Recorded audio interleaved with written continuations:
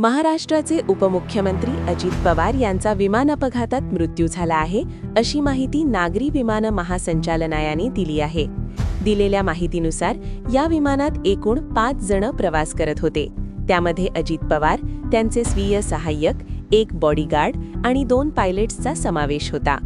बारामतीत आगामी जिल्हा परिषद आणि पंचायत समिती निवडणुकांच्या प्रचारासाठी अजित पवार यांच्या 4 जाहीर सभांचे आयोजन करण्यात आले होते. त्यासाठी ते मुंबईतून बारामतीत विमानाने जात होते. यावेळी बारामती विमानतळाच्या धावपट्टीवर लँडिंग करताना हा अपघात झाला. हे विमान VTSSK LJ-45 प्रकारचा चार्टर विमान होतं आणि मुंबईहून बारामतीला जात होतं. बारामती विमानतळावर उतरताना रनवेजवळच विमानाला अपघात झाला. खाली कोसळताच विमानाने पेट घेतला. दरम्यान सकाळी 8:48 हा अपघात झाला, अशी माहिती मिळत आहे.